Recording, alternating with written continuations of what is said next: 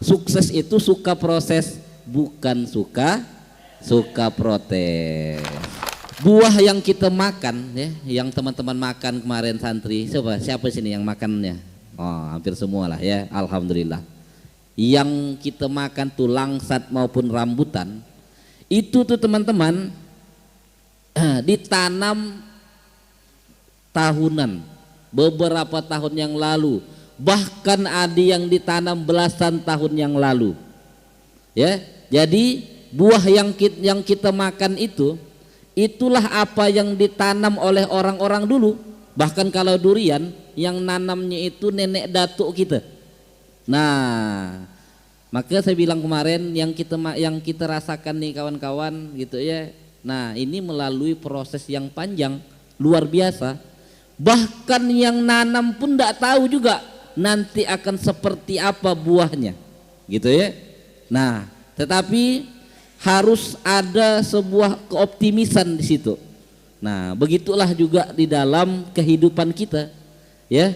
Apa yang kita tanam sekarang, ya, baik itu belajar kebaikan, berproses, bisa jadi juga bukan di zaman kita makannya, bukan di zaman kita menikmatinya, gitu ya. Seperti analogi buah tadi, bisa jadi yang nanam langsat, yang nanam rambutan, yang nanam durian juga enggak sempat merasakan enaknya buah itu teman-teman. Tapi dia punya keyakinan nanti yang makannya itu anak cucunya.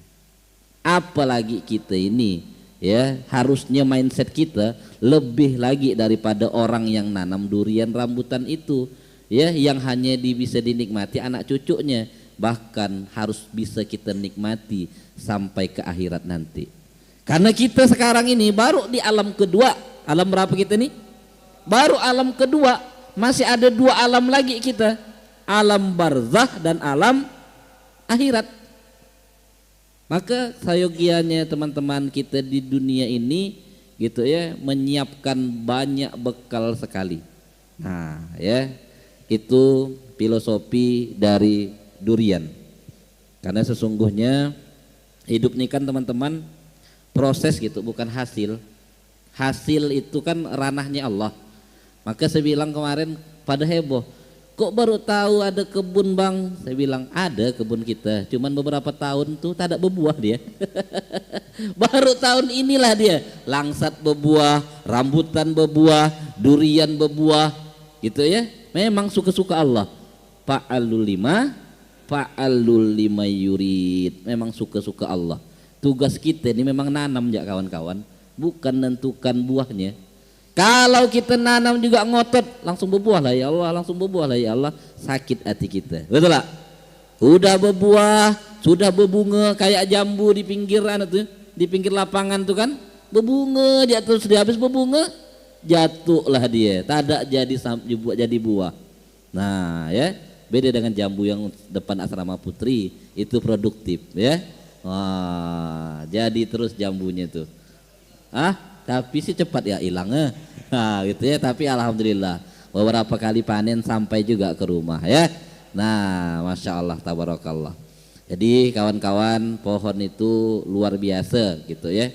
Inilah analogi apa ya dia yang harus dijadikan mindset kita gitu ya. Waktu nanam tuh memang enggak enak kawan-kawan, enggak enak.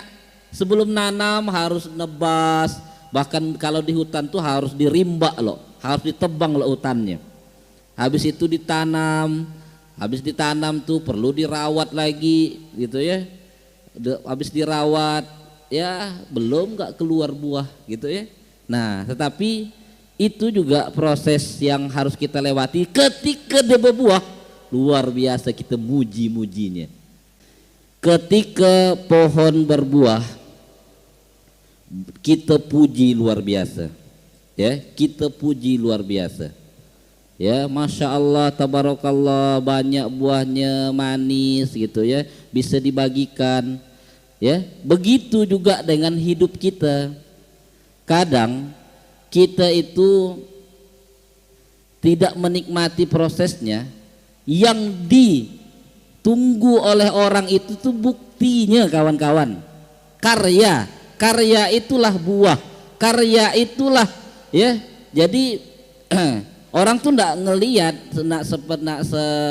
sesakit apapun proses yang kita lewati, tapi yang menjadi ukuran orang apa buktinya nih, apa karyanya nih, sehingga akhirnya apa, supaya tadi lah Masya Allah tabarakallah, alhamdulillah kok bisa Masjid Ismu Yahya seperti ini kan. Kemarin dapat kunjungan kita dari Singkawang, kan dia ndak tahu proses kita berdarah-darah bertahun-tahun sebelumnya. Nah teman-teman, inilah yang harus dijadikan semangat dalam diri kita semuanya untuk berproses, ya, untuk berproses. Karena memang sukses itu suka proses, bukan suka protes.